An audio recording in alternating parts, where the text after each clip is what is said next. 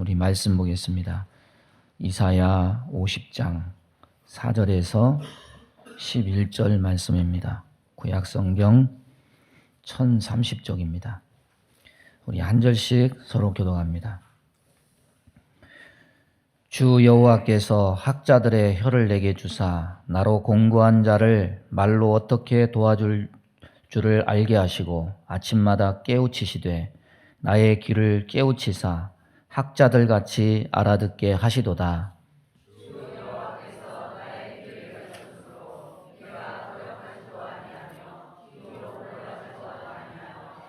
나를 때리는 자들에게 내 등을 맡기며 나의 수염을 뽑는 자들에게 나의 뺨을 맡기며 모욕과 침뱉음을 당하여도 내 얼굴을 가리지 아니하였느니라.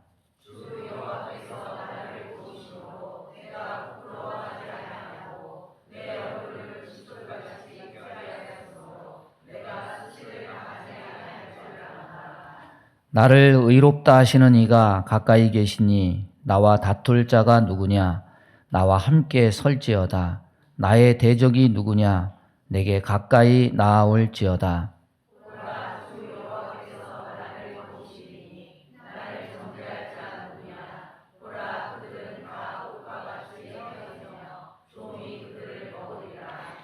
너희 중에 여호와를 경외하며 그의 종의 목소리를 청종하는 자가 누구냐?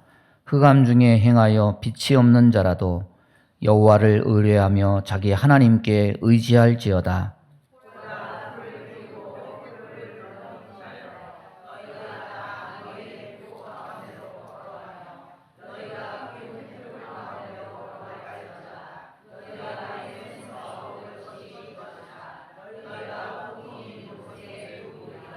아멘. 오늘은 예수님이 종의 사명을 완수할 수 있었던 이유, 이런 제목으로 말씀을 나누겠습니다. 요즘 과일 값이 금값입니다. 보통 때보다 3배, 4배 비싸가지고 과일 한 상자에 10만 원이 넘는다고 하죠. 그래서 과일이 금값이니까 팔면 돈을 많이 벌지 않겠는가 이렇게 생각하지만 이게 사람들 지갑이 닫혀가지고 안 팔린대요. 그래서 과일이 안 팔려가지고 썩어 문드러져서 버리는 그런 기현상이 나타난다고 합니다.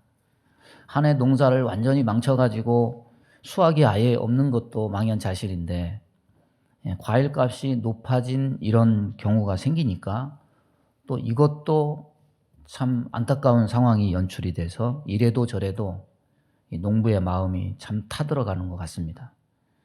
여러분이 농부라면은 소출을 못 내고 또 이렇게 과일값이 높아져서 팔리지가 않고 막 계속 이런 상황이 닥친다고 하면 여러분 농사 계속 짓겠습니까?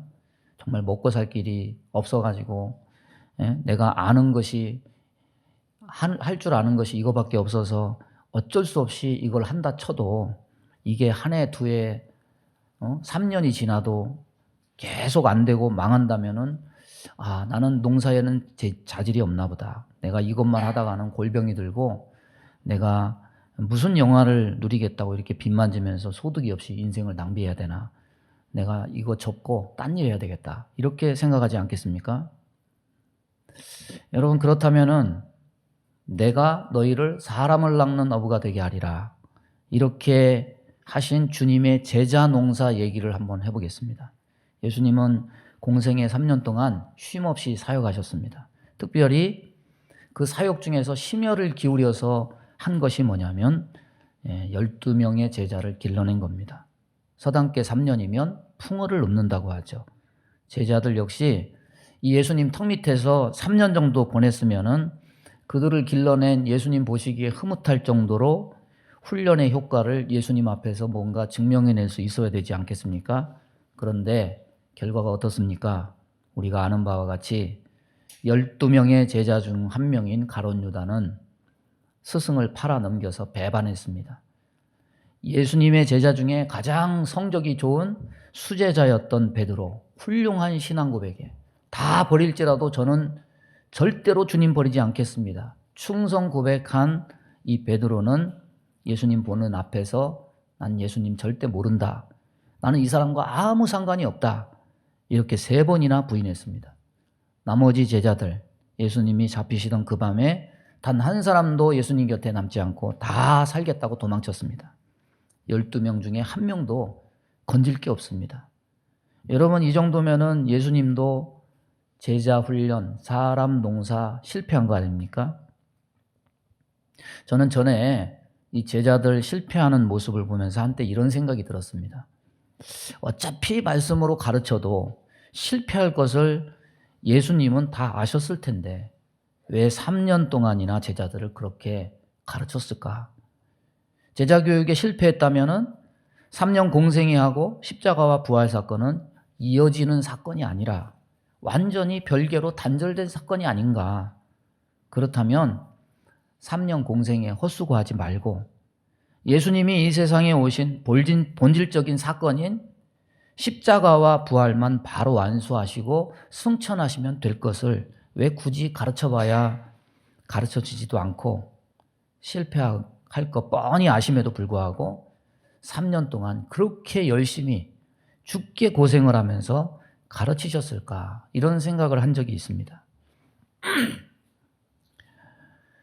여러분, 그런데 사역 현장에서 이런 좌절감, 밑빠진 독에 물 붓기 같은 일은 오늘날도 반복해서 일어나는 일입니다.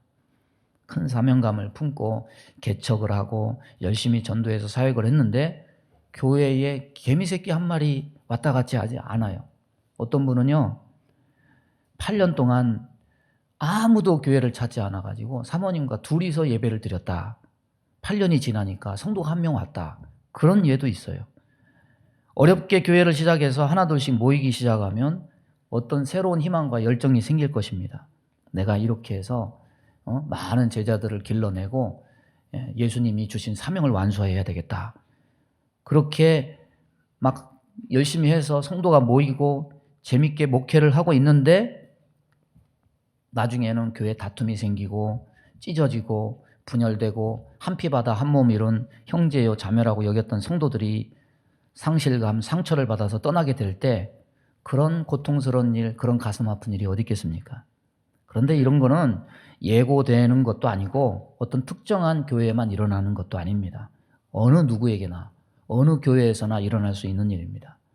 그리고 가장 중요한 것은 예수님의 3년 공생애를 통해서 제자 훈련을 통해서도 나타난 결과라는 겁니다. 과연 이런 결과 앞에 누가 사명을 계속 이어가겠습니까? 누가 계속해서 소망을 품을 수 있겠습니까? 오늘 우리가 함께 읽은 이사야 본문은 바로 이와 같이 맡겨진 사명을 여호와의 종이 성실히 감당했음에도 불구하고 아무런 열매도 맺지 못한 채 고난을 맞게 된 모습을 보여줍니다. 하나님의 뜻을 거역하지 않았습니다. 하나님의 말씀에 순종해서 사람들을 섬겼습니다. 그러나 여호와의 종을 반겨준 것은 풍성한 결실, 열매가 아니라 참기 힘든 모욕과 고통과 고난뿐이었습니다. 그러나 여호와의 종은 변함없이 하나님께서 부르신 사역의 자리를 끝까지 지켰습니다. 이사야가 이야기하고 있는 이 여호와의 종은 예수 그리스도시죠. 3년 공생의 기간 최선을 다해서 섬기셨지만은 유대인들이 나사렛 이단이라고 그렇게 정죄했고 고향 사람들은 그를 돌로 쳐 죽이려고 했고 제자들은 다 그를 버리고 도망갔고 로마 군사들은 주먹으로 때리고 가시관을 씌우고 채찍질했습니다. 침을 뱉었습니다. 3년간 열심히 사역한 결과가 바로 이와 같은 고난뿐이었습니다. 영광은 어디에도 보이지 않았습니다. 그러나 예수님께서는 끝까지 하나님께서 자기에게 맡겨주신 사명을 감당하셨고 자기가 택한 그 제자들을 사랑하셨습니다. 끝까지 자기를 배신하고 버린 사람들을 위해서도 십자가를 짊어지는 사명을 감당하셨습니다. 어떻게 이와 같은 일이 가능하셨을까? 우리는 그냥 단순히 하나님의 아들이니까 그 일을 위해 오셨으니까 그분은 인간이기 전에 신이셨으니까 우리는 이렇게 단순하게 생각하고 넘겨버립니다. 과연 여호와의 종이 모든 고난을 참고 인내해서 사명을 완수할 수 있었던 이유가 신적 능력이 있어서 신의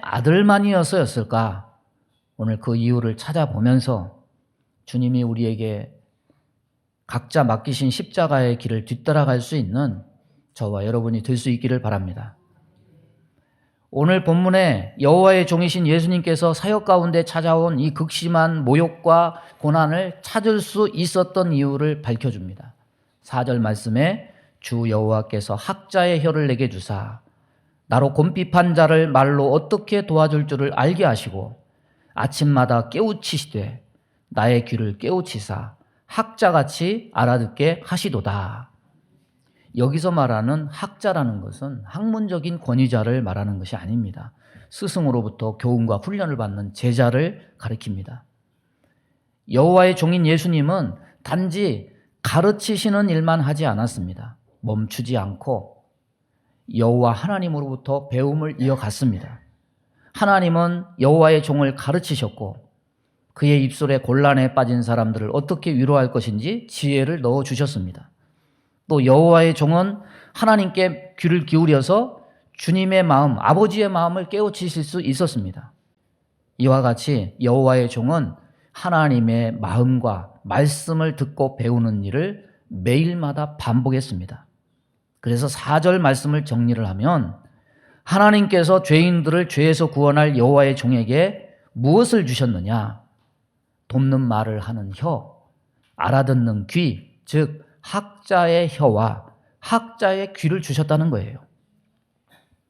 예수님은 모진 고통과 조롱과 멸시와 배신 속에서도 흔들리지 않고 사명의 길을 온전히 갈 수 있었던 것은 바로 이 두 가지, 복된 혀와 복된 귀를 가지고 있었다는 거예요.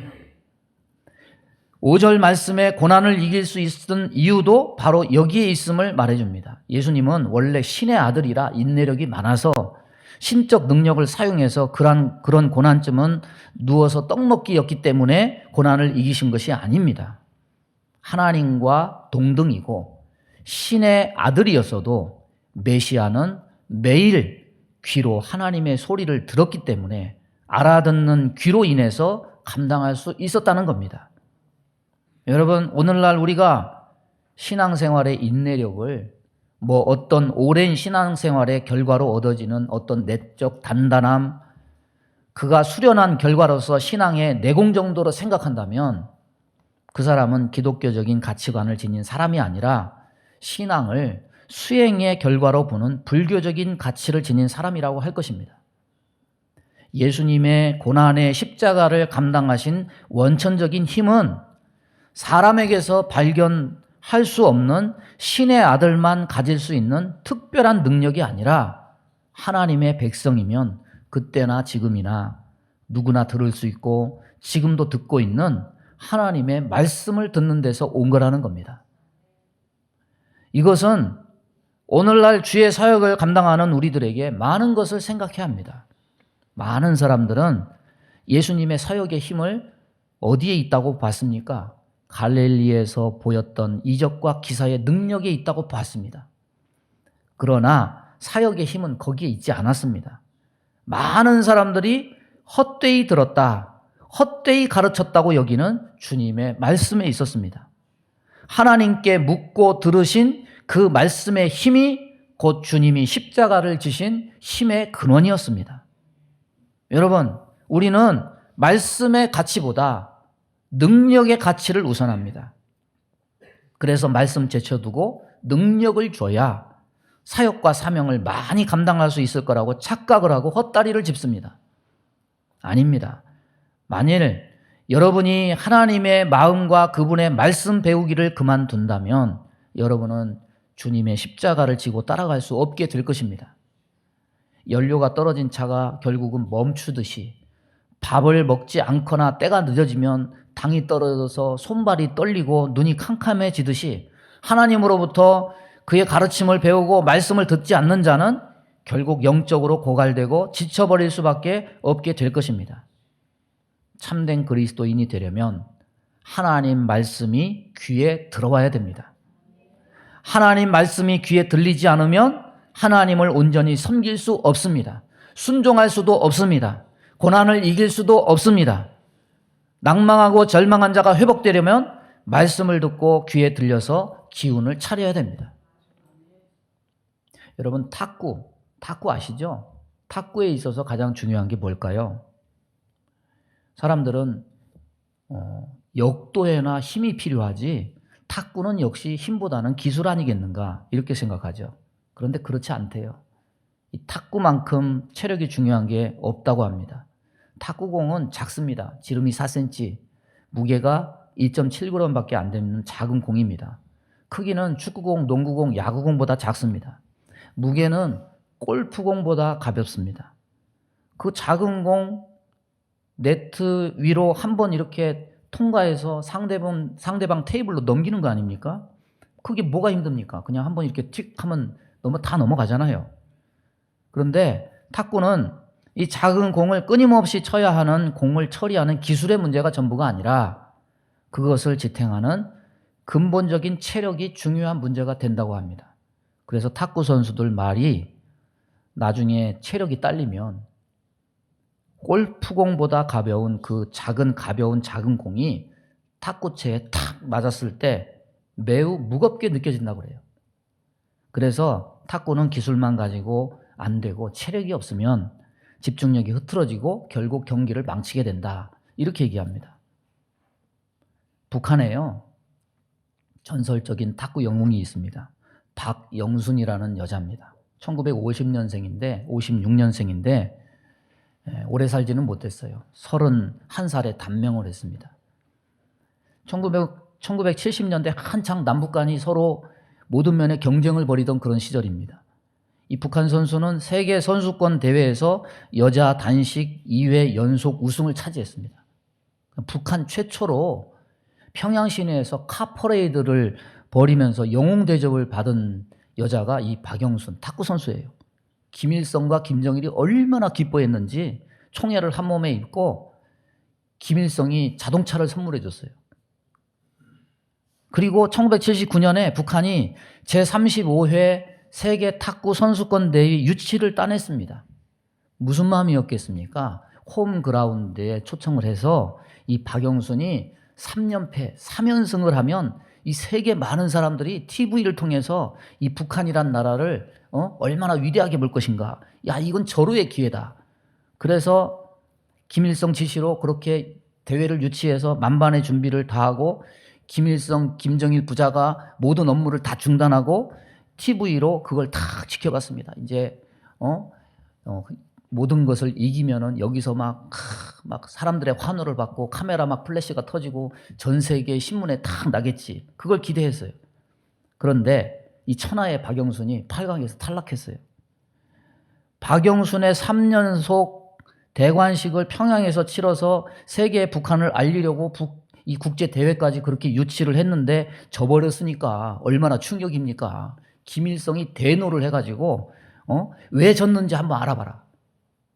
그랬더니 알고 봤더니 코치가 이 박영순을 임신을 시켜가지고 이게 발각이 될까 두려우니까 이 선수를 불가마에 집어넣었어요. 그 낙태를 시키는 아주 몹쓸 짓을 했습니다. 여러분 국제대회 앞두고 한참 잘 먹고 훈련해도 될까 말까인데 훈련 기간 동안 임신을 하고 낙태까지 했으니 훈련도 망치고 체력도 바닥이 나서 얼굴도 헬쑥하고 힘이 없어서 경기를 제대로 할 수가 없어 진 거예요. 그러면 여기까지 말하고 그 코치가 어떻게 되었는지 말 안 해주면은 설교 듣는 내내 그 코치 어떻게 됐을까? 그 코치 어떻게 됐을까? 궁금하겠죠? 그러면 제가 설교를 못 할 거 아니에요. 여러분 그런 짓 버리고 살아남겠습니까? 이 나라를 망친 놈이다. 정치범 수용소로 붙들려 가가지고 지금까지 생사를 알 수 없대요. 예? 그러니까 딴 생각하지 말고 맥락을 잘 따라오시기 바랍니다. 여러분 선수가 잘 먹고 잘 훈련해야 기술과 힘을 기를 수 있다면 여러분 믿는 자의 힘은 어디서 옵니까? 믿는 자의 힘은 말씀에서 옵니다. 예수님도 말씀을 통해서 힘을 얻으셨고 고난의 십자가의 고통까지 이길 수 있으셨습니다. 오늘 본문 4절 말씀을 다시 한번 보시기 바랍니다. 언제? 아침마다 여호와의 종은 매일 아침마다 하나님과 1대1로 독대하는 그런 시간을 가졌습니다. 주님은 아침만 그런 게 아니에요. 시간이 있을 때마다, 틈이 있을 때마다 그런 시간을 가졌습니다. 주님이 모진 십자가 고통과 사람들의 조롱에도 끝까지 포기하지 않고 하나님이 맡겨주신 이 사명의 길을 걸어가실 수 있었던 비결은 하나님과 말씀을 듣고 하나님이 전해준 말씀을 전했기 때문이에요.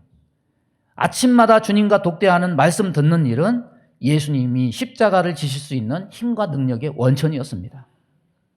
여러분, 우리 역시 똑같아요. 하나님과 독대하는 시간을 충분히 갖고 살아가는 것은 우리의 영적 체력을 키우는 일이 됩니다. 예배하고 말씀 듣고 기도하는 것은 영적 체력을 키우는 일이 됩니다. 힘을 기르는 일이 됩니다. 오늘 하루쯤 건너가도 되겠지. 대충 지나가도 되겠지. 주일날 한번 예배드리면 되겠지. 이렇게 생각하면 안 돼요. 오늘 하루 중에 하나님 앞에 나 홀로 서 있는 시간, 하나님 말씀 앞에 서고 주님의 임재 앞에 엎드리는 시간이 없다면 그 사람은 고난을 이길 힘을 가질 수 없습니다. 마음에 시험이 들고 중도에 포기할 것이 분명합니다. 분명히 돌짝밭에 뿌려진 씨처럼 조금은 은혜 받아서 싹을 틔우는 것 같다가 이인에 시들어버리게 되고 말 것이에요. 아니면 사명을 감당하기는 하지만 기쁨과 즐거움도 없이 억지로 하게 될 것이 분명합니다. 여러분, 사명은 개인의 능력과 의지와 기술 문제가 아닙니다. 내가 조금 돈을 많이 벌게 되면, 내가 조금 더 능력을 키우게 되면 그때 하면 되지. 여러분, 사명과 신앙의 길은 자기 기술과 의지와 능력으로 하는 것이 아닙니다. 자기만의 힘과 능력과 의지와 기술만 가지고 한다면 한두 번은 잘할 수 있어요. 그러나 이 사람은 끝까지 십자가를 지고 인내하는 길을 절대 갈 수 없습니다. 말씀에서 힘을 얻지 못하는 사람, 알아듣는 귀를 갖지 못한 사람, 이 사람은 결국에는 반드시 실패하게 되고 만다는 거예요. 여러분, 여호와의 종이 아침마다 자기 마음에 하나님 말씀을 채워놓고 날마다 주님의 마음을 배우는 삶을 살아감으로 영적 체력을 강하게 만들었을 때 어떤 결과를 맺게 되었느냐? 오늘 말씀은 그것을 얘기합니다. 끝까지 하나님의 뜻을 따라서 살아가게 되었고, 그를 조롱하고 심지어 폭력을 행사하는 원수들 앞에서도 굴복하지 않고 사역을 감당했습니다. 이 내용이 5절 6절의 말씀입니다. 주 여호와께서 나의 귀를 열으셨으므로 내가 거역지도 아니하며 뒤로 물러가지도 아니하며 나를 때리는 자들에게 내 등을 맡기며 나의 수염을 뽑는 자들에게 나의 뺨을 맡기며 수욕과 침뱉음을 피하려고 내 얼굴을 가리우지 아니하였느니라. 모든 고난에 굴하지 않았던 원인, 이유는 맨 앞구절에 선행됩니다. 주 여호와께서 나의 귀를 열으셨으므로. 따라서 해보겠습니다. 주 여호와께서 나의 귀를 열으셨으므로. 귀가 뚫리면 어떤 일이 벌어지느냐? 하나님의 뜻을 거역하지 않아요. 하나님, 내가 이거 왜 해야 돼요? 예? 나 이거 못해요. 딴 사람 시키세요. 나 이렇게 더럽고 힘든 일 못해요. 이러지 않아요. 하나님의 뜻을 거역하지 않습니다. 끝까지 맡겨진 일에 묵묵히 감당하게 됩니다. 그 마음에 하나님 말씀이 함께하니까 뒤로 물러나지도 않습니다. 나 여기서 절대 포기하지 않습니다. 하나님, 주님이 내게 맡긴 일이니까 나는 끝까지 이것을 붙들겠습니다. 이런 굳은 의지가 귀가 뚫리니까 발휘된다는 거예요. 여러분, 6절을 보십시오. 여호와의 종을 때리는 사람들, 수염을 뽑는 사람들, 뺨 때리고 욕하고 얼굴에 침 받는 사람도 있었습니다. 사역하다가 이 정도 핍박받아본 사람들은 없을 것 같아요. 일제시대 아니면 6.25 때 아니면. 그런데 여호와의 종은 어떻게 했느냐? 담대했습니다. 여호와의 종은 때리려는 자들에게 때리라고 등을 대줍니다. 수염을 뽑으려는 자들에게 뽑으라고 뺨을 맡겨요. 그를 향해서 사람들이 온갖 욕을 퍼붓고 침을 뱉는데도 묵묵히 하던 일을 계속합니다. 고난당하는 여호와의 종의 속마음은 어떠냐? 부끄러움과 수치와 모멸감과 두려움과 불안감이 가득 차 있느냐? 아니에요. 7절의 이하의 말씀을 보면 주 여호와께서 나를 도우심으로 내가 부끄러워 아니하고 내 얼굴을 부싯돌같이 굳게 하였은즉 내가 수치를 당치 아니할 줄 아노라. 나를 의롭다 하시는 이가 가까이 계시니 나와 다툴 자가 누구뇨? 나와 함께 설지어다. 나의 대적이 누구뇨? 내게 가까이 나아올지어다. 주 여호와께서 나를 도우시리니 나를 정죄할 자 누구뇨? 그들은 다 옷과 같이 헤어지며 좀에게 먹히리라. 여러분, 여호와의 종은, 예수님은 고난과 핍박 속에서도 두려워하거나 망설이거나 비굴하거나 이러지 않습니다. 어디 한번 해볼 테면 해봐라. 하나님이 나를 도와주시니까 내겐 두려울 것이 없다. 내가 하나님 앞에 선한 양심을 가지고 성실함으로 정직함으로 일하고 있으니까 내가 두려울 것이 없다. 아무리 너희들이 법정에서 나를 고발하고 심판한다 할지라도 나는 두려움이 없다. 왜냐? 하나님이 나를 도와주고 계시다. 사람들이 예수님의 무엇에 주목했습니까? 갈릴리에서 행하던 이적에 주목했습니다. 그러나 여호와의 종은 무엇에 주목했습니까?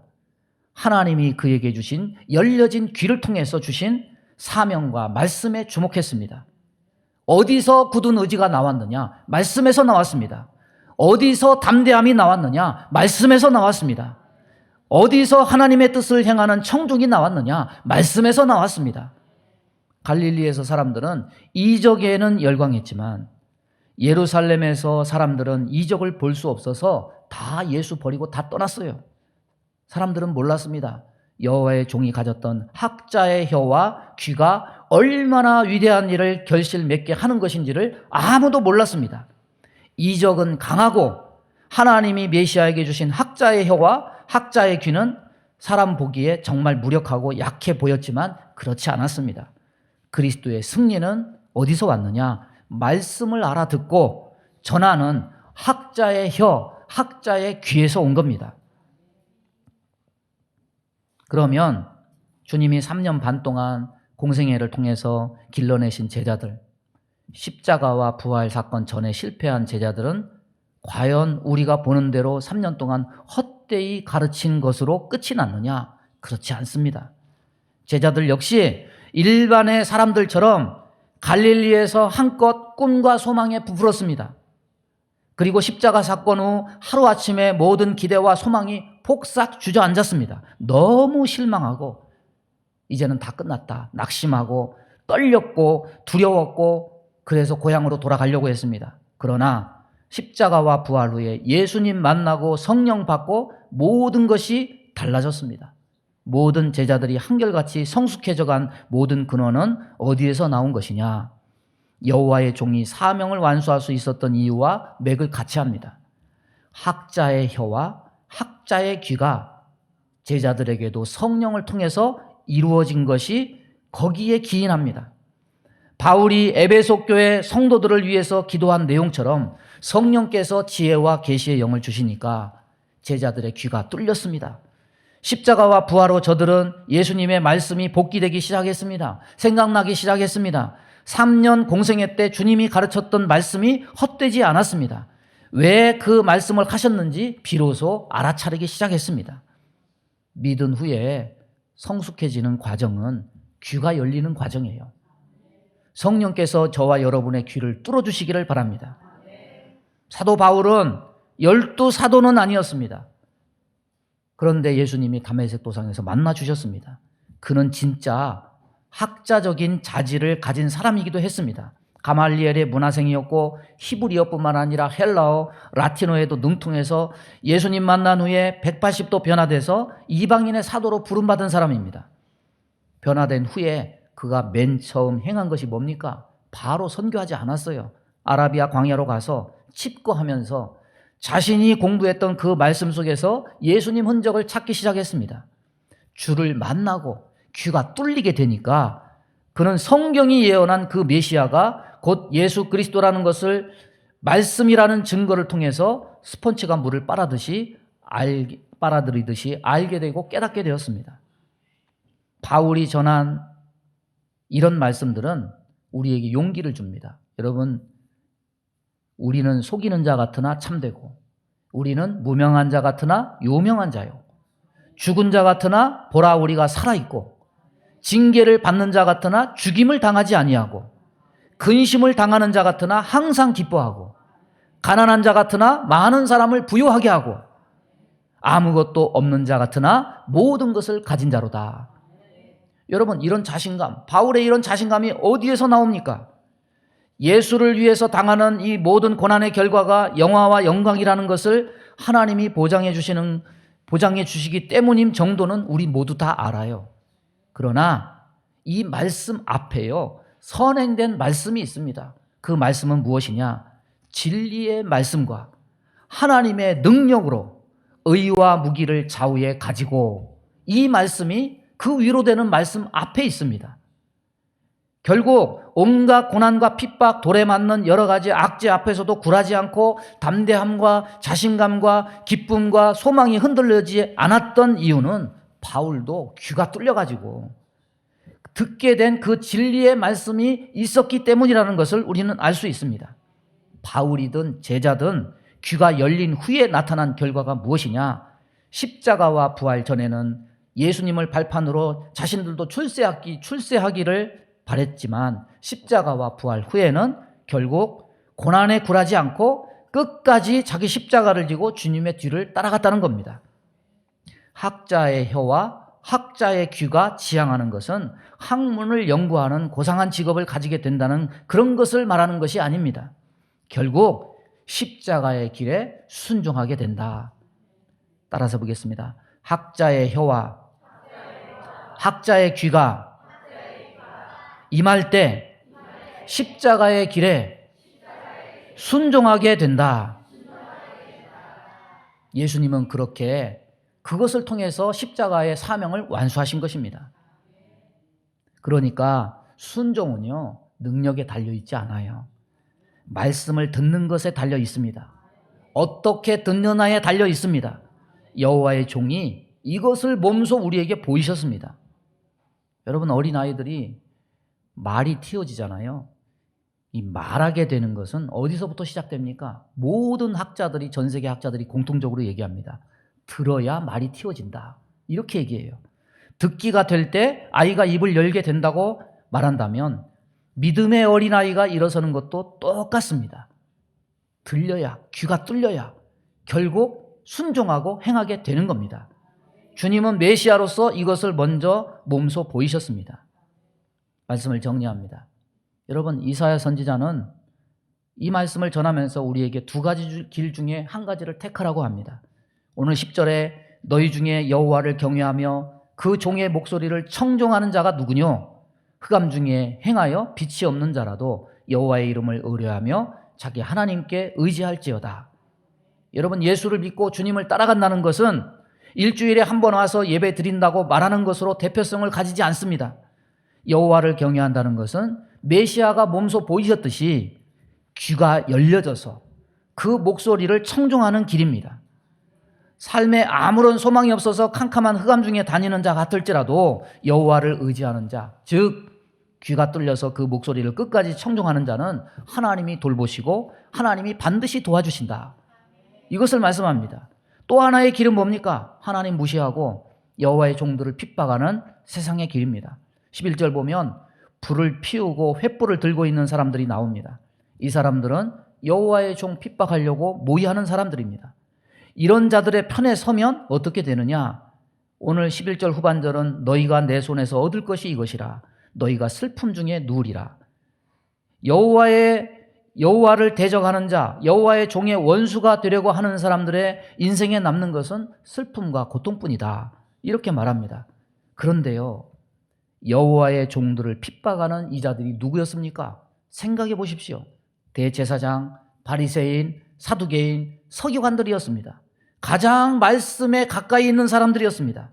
그 당시 유대인들의 세계관 속에 말씀을 연구하는 학자적 지위를 가진 자들은 모두 그들이었습니다.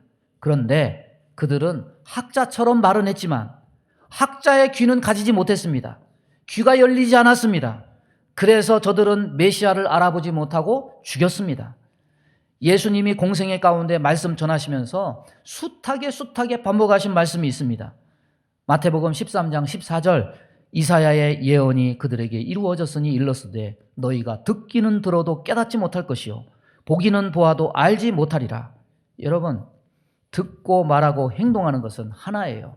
그게 뭡니까? 청종입니다. 여러분, 저와 여러분이 청종이 돼야 됩니다. 이 청종이 돼야 하나님의 뜻대로 십자가를 질 수 있습니다. 청종이 돼야 고난에 굴하지 않고 이길 수 있습니다. 그런데 청종은 육신의 귀로 듣는 것이 전부가 아닙니다. 귀로 들린 것이 심령으로 깨달아지고 받아들여지는 이 심령의 귀가 열려야만 되는 겁니다. 그러니까 이게 안 되면 듣기는 들어도 헛되이 듣는 사람들이 많게 되는 겁니다. 예루살렘에 있는 대제사장의 무리는 다 귀가 닫힌 자들이었습니다.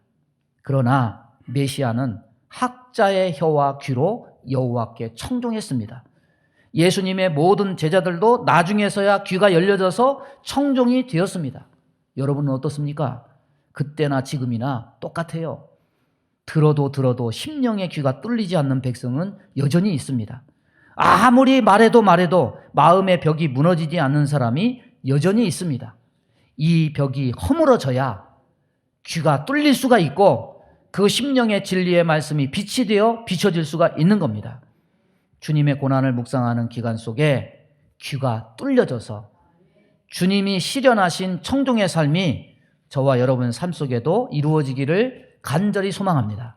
우리 주여 한번 부르고 합심하여 기도합니다. 주여 하나님 아버지 감사합니다. 오늘도 주의 말씀을 우리에게 허락하심을 감사합니다. 주여 사명을 이루신 하나님, 아버지께로부터 사명을 받아 십자가 고난을 이겨내신 하나님, 우리도 그 청종의 길을 가기 원하오니 하나님 우리에게 학자의 혀와 학자의 귀를 허락하여 주옵소서. 귀가 열려져서 주의 말씀을 듣고 온전히 행하는 자들 다 될 수 있도록 하나님 역사하여 주옵소서. 예수님의 이름으로 기도하옵나이다. 아멘. 믿음의 손을 가슴에 얹습니다. 몸이 아픈 곳에 손을 얹습니다. 아버지, 평생 하나님 말씀을 듣는데도 아직도 심령의 귀가 뚫려지지 않는 자가 있습니까? 주님, 학자의 귀를 주셔서 메시아가 사명을 완수하셨듯이 우리에게도 열린 귀를 허락하여 주옵소서. 지혜와 계시의 영을 부어서 보는 것을 보게 하여 주옵소서. 그리하여서 하나님께서 우리에게 원하시는 삶을 우리 삶 속에서 이루어가는 자들 다 될 수 있도록 인도해 주옵소서. 우리 마음 가운데 원망, 불평, 시기, 질투, 미움, 다툼, 이간질하며 불순종, 불신앙케 하며 불안, 조조, 염려, 근심, 두려움을 주는 모든 어둠은 다 떠나갈지어다. 하나님 바로 보게 하여 주옵시고 바로 듣게 하여 주옵소서. 그리하여서 주님이 십자가를 지시고 그 길을 가셨듯이 우리도 자기 몫의 태인 십자가를 지고 주님의 뜻을 이루어서 하나님께 영광 돌리는 모든 성도들 다 되게 인도해 주옵소서. 몸이 연약한 곳에 손을 얹고 기도합니다. 손을 얹는 곳마다 보혈로 씻어 주옵소서. 성령의 불로 태워 주옵소서. 예수 이름으로 명하노니 모든 병만은 다 떠나갈지어다. 새롭게 하여 주옵소서. 회복되게 하여 주옵소서. 살아나게 하여 주옵소서. 하나님의 영광의 도구로 쓰임받게 하여 주옵소서. 예수님의 이름으로 축복하며 기도하옵나이다. 아멘.